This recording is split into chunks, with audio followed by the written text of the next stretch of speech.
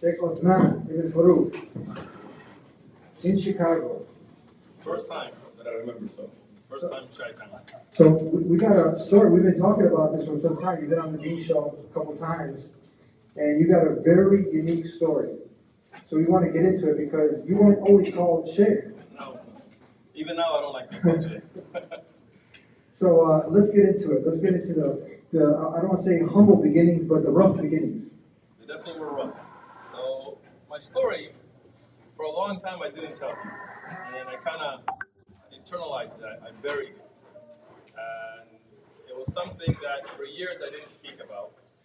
And then one of our very good brothers, Sergeant Litham, in one of the podcasts, he asked me to talk about it. And the intention is to let people know that no matter what they may be caught up in, no matter what lifestyle, no matter how far they may be from the religion, with Allah subhanahu wa ta'ala, there's always hope. So myself, I'm Pashtun ethnic, born in Pakistan. I left Pakistan as a little kid, maybe around 5-6 years of age. And I went to the UK for a year and a half. I lived in Manchester, alongside. And then I moved to the US when I was 8-9 years old, 7, 8, something like that, very young. I went to elementary school in a very rough neighborhood. And this is, the early 80s. This is the gang epidemic was going on in Southern California. SoCal is the home to the Bloods, the Crips, the Sureños, all of what we see as a gang culture around the world today. It started there. And I went to school, first day of school, wearing a suit in a very, very bad neighborhood. Wearing a suit? Wearing a suit. With a British accent. So, think of like the barrio, the worst gang neighborhood. My parents, Allah reward them, they didn't know. My parents were more secular. My parents were divorced. My mother, Allah reward her, she was a very strong woman, and she wanted the best for me. So she said, I want you to go looking good. So we wore a suit, little bow tie. Hello, my name is Usman. How are you? That neighborhood, the houses got picked on right away. And my father, he always taught us not to be somebody who can be taken advantage of. He was a tough man. So, I wasn't going to be taken advantage. So the first day was fight. Suit was red, black eye, got home, elementary school. This is like, little kids, fight every day. When I was about 10 years old, they started to see a lot of the gangs there. And the gangs, they recruit young. Unlike most people, I didn't want to join a gang. I didn't want to be popular. I didn't want to fit in. I wasn't trying to be cool. I wasn't trying to get, I did my own thing. I kept to my school. My mother worked 2 jobs. My mother worked her. She was working very hard. She had degrees in law and math. She was recognized in America. So she was working in a t-shirt factory. It was hard times. I used to live in a house that was condemned. It was slanted. You would sleep on one side and wake up on the other side. We had no beds. The sleeping bags.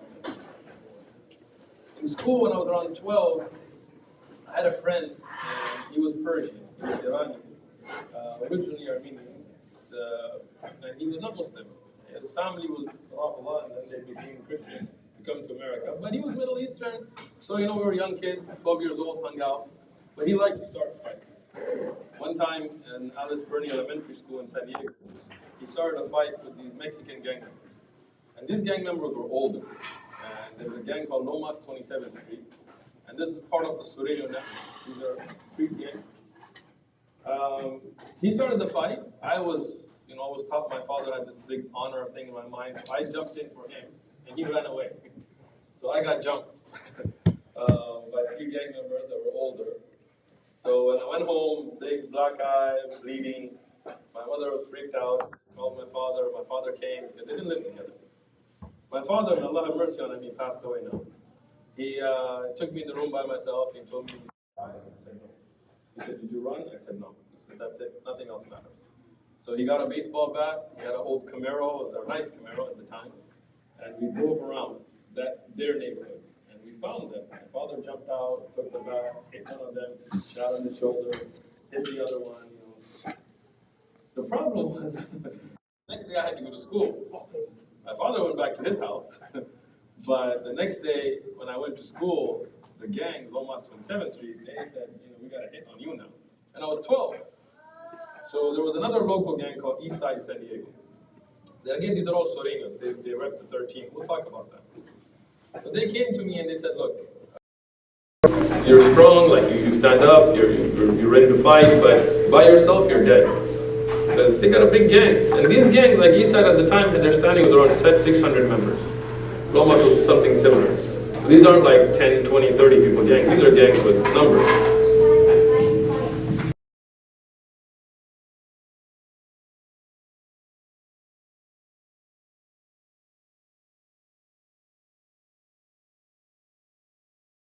Jumped in, ordained gang member at 12. At the young age of 12. 12, yeah. And there were gang members younger than this.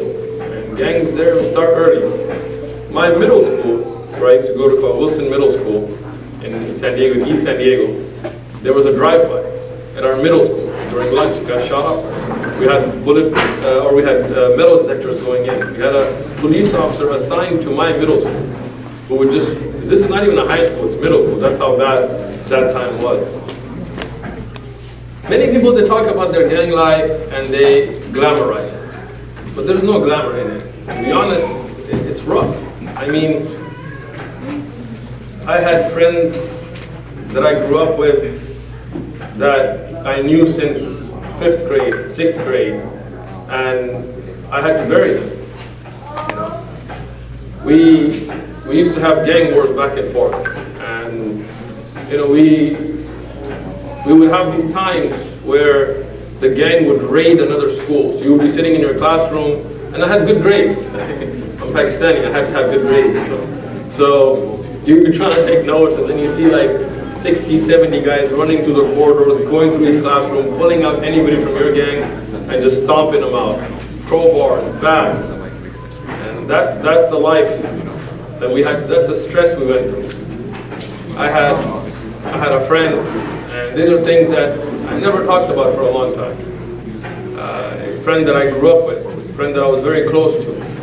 And one day he was at a party, and the people, they found out who he was and where he was from, and they came in and they jumped him, and then they tied him up. They took him to a park called Colina Park in San Diego, and they shot him in the back of the head. Not only did they shoot him, they skinned his tattoos off.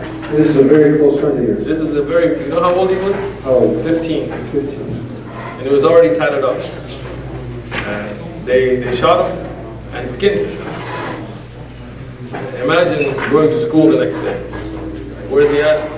Oh, he's dead. Go to his funeral. When you're 14 and 15, nowadays your biggest problem is how good your Wi-Fi connection is. And for us, we were living that kind of a life. It was rough.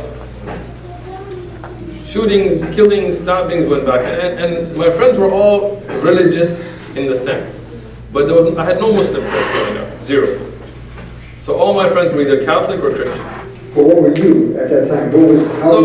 Were your parents Muslim? My parents were Muslim, but they didn't really push it on me. So were they practicing? Kind of, once in a while. Was it more cultural? It was cultural. We would say we're Muslim, but I didn't go to the masjid. My father never took me for Jum'ah or even any of the Salah or even Eid. And my mother, mashallah, she loved Allah, and mashallah, she's very religious today. She prays more than anybody I know and gives a lot of sadaqah. But at that time, she was struggling. She was working 2 jobs. She was trying to, single mother, trying to keep everything together. So strict with your education? Yeah, and she was very strict with my education. I had to have good grades. But I got kicked out of Alice Burney, then I got kicked out of Wilson Middle School, then I got kicked out of PB Middle School, then I got kicked out of Hoover High School, then I got kicked out of Mission Bay High School, then I got kicked out of Kearney High School. But you got a PhD in the streets. I did. So we started dealing with the cartels. Our gang, so we have around 600 members. How many, by raising hands, you guys know what the cartels are? Okay. You guys are too far north, I guess. You guys don't know what the cartels are. If you're in Cali, everybody raised their hands. So I live in San Diego. And San Diego is the southernmost city before you get to Tijuana, Mexico. Tijuana, Mexico, in 1 year, they had 2,800 murders. That's in one city, in 1 year. Tijuana and Juarez, other places like this are well known for the cartel activities. Cartel, mostly they bring the drugs down from Colombia, Mexico, and they bring it up north. But Mexico has very strict gun laws, so mostly the guns that they use come in from the north. So us as street gangs, we developed a relationship with the cartel. Cartel needed foot soldiers. They needed people who would do their bidding. Most of them were in Mexico. They were living in big luxurious houses. They weren't on the streets. And most of us were on the street in the U.S., so if they wanted somebody killed in the U.S., they would contract it out to street gangs. The street gangs are united under what's called the Sureños. So in California, you have Crips and Bloods, those are black gangs. You have the Aryan Brotherhood, barely, but that's the white prison gang. And then you have the Mexicans. The Mexicans have two divisions, right? One is the Southern California, so LA, San Diego, all the way from Fresno down, and these are called Sureños. So like if you've heard of MS-13, the reason it has a 13, that's for the letter M. This is the MA. This is prison gang, but they control all the street gangs. And then there's what's called the Norteños, that's in the north, so from the Bay Area up that way, they have the 14, which stands for the N, Norteños. So we were from the Sureños, and the Sureños were connected with a particular cartel. Our gang itself had a leadership council, so you could take it like a shura. And usually it should have 13 members. Usually they'd be 12 because one would be dead and one would be replaced and one, they'd be in jail. But it should have had, we made a structure for 13 members. Very early on, I got in that shura. And the reason I got in at a very early age is because I used to plan things out well. So we robbed gun stores, we did all kinds of crazy things, and I would be the one that planned it out. So when they saw that this guy has a brain to plan, they moved me up early. I'm not going to get into too many details here, but there's a rule there. If you want to be from the leadership council, it's called blood in, blood out. Meaning you have to kill somebody to get in, and you have to be killed to leave. There is no retirement. Even if you go to jail for the rest of your life, even if you get disabled. I had a friend, he got hit with a crowbar in his neck, he became paralyzed, paraplegic. But he was still a gangster. He still went to the neighborhood in his wheelchair. He still kept a gun. He still did whatever the gang said because it's for life. You can't leave it. There is no exit. There is no retirement. There is no 401k. None of that. So from that leadership council was a guy named Manuel, and these were all Mexicans. And me and him were very close. Since we were in elementary school, he was 2 years older than me. And he was like a bigger brother to me. He was very, very, he was a gang member. He killed people. He did horrible things. But at the same time, he was a very considerate person. He was somebody who you could talk to. Somebody who was very considerate about what you're going through in life. And if you ever needed him, he'd be there, 2 a.m. We used to have a lot of money because we used to deal with the drug cartels. So, and we couldn't really invest it, couldn't buy stock with it. So we bought like lowriders. We had 64 Impalas with hydraulics and rims and all of that. I couldn't drive at the time. So he was the one who was older than me. He would keep the car and he would take us out. And he got us, and him and others from them, we got connected with the cartels. The cartels had money. I can tell you from my own personal experience, and there's many things that I've never shared. We would go down to Tijuana, and I was maybe 15, 16 at the time. And you would go to the cartel would call you, basically. That's Mexico. Across the border. You are across the border. You're no longer in the U.S. And what we would do is we would take a car, like not a very fancy car, not a broke car, and you would put a false bottom in the trunk, meaning you would put guns, then you would put a sheet of metal, and you would actually weld it in, put the carpet on top. So if you're going in and if you get stopped and they open your trunk, it just looks like an empty trunk, and you would throw stuff in it to make it look like it's. We would sometimes put even a car seat, just so they think it's your regular car. And you would drive it straight into Tijuana, and you would take it to a body shop. And then they would undo the welding, and they would take the guns out. And if a gun was worth maybe a few $100s in the U.S., the cartel would pay you $10,000 for it. They had money, so they didn't. And our deal with them usually would be that we take the guns, and then they pay us in drugs. And then we bring the car back across this time with drugs. And it would be welded, airtight, and obviously they got dogs and all that kind of stuff. I remember one time they called us. If the cartel calls you, there can only be two reasons. Either one, they're going to give you a lot of money and move you up, or they're going to kill you. And they could kill you for the slightest reason. In Mexico, there is no oversight on the cartel. There is a desert next to Mexicali. I don't know how many buried bodies there be there. Nobody knows, because they can kill anyone. They got more money than the government. And I remember going into this cartel guy's house. It was a mansion, guards, all that. And I was 15, 16, I was very young at the time. And they would have like stacks, like just tables that had just money, pesos, dollars, just sitting there. Nobody would touch it. And they would have drums. And the smell from that drum, I'll never forget.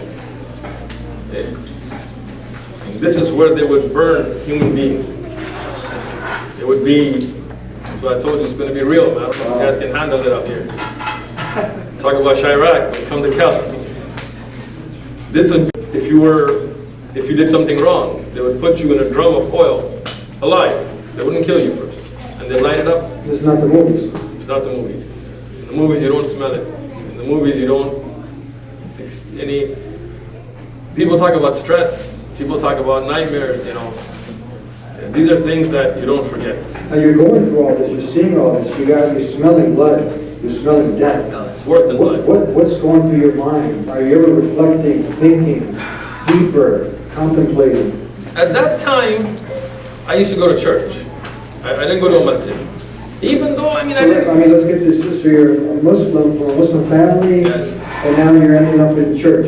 Every week, twice a week. How'd that happen? Because all my friends were Christian.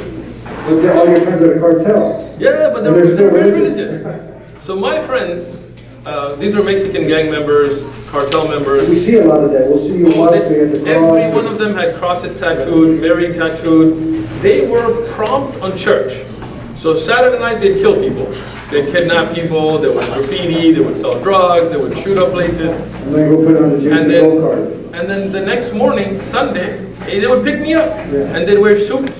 And they would be cleaned up with their grandmothers. And they'd go, and I remember going to confession. The Catholics, they would have confession. And it'd be a little box, and there'd be a priest on the other side. And you'd get in, and there'd be like a little grill, and then you would tell them, "Forgive me, Father, for I have sinned." And then you would tell them, I stabbed the guy last week, and I shot the guy last night. And the priest would be like, "Again?" And you're like, "Yeah." And he'd be like, "You gonna stop?" I'm like, "No, gang member, that's what we do, right?" And he'd be like, "Okay, say these many Hail Marys, donate this much to the church, and try not to do it again." And you'd be like, "Father, I'm gonna do it again. So I'll see you next week. All right, I'll see you next week." I remember walking out of church, telling one of my friends, I was like, "Man, this is kind of wrong, right? Like, we keep doing the same thing." Like, "No, that's how it works. Jesus died for your sins, so don't worry about it." The JC Gold card. JC Go card, and that's it.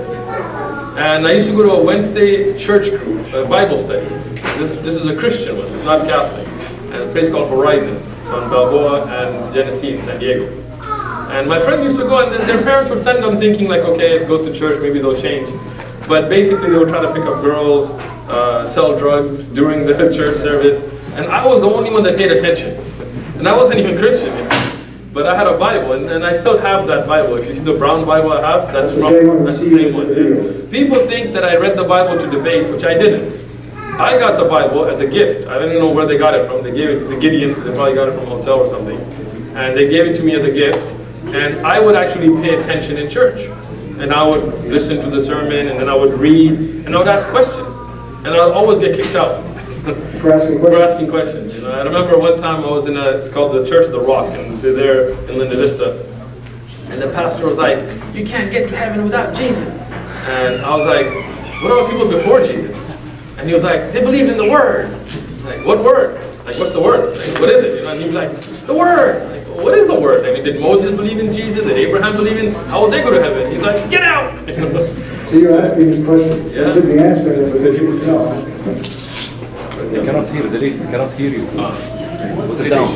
Down? Yes, thank you. Ready? So, Yes. good? No?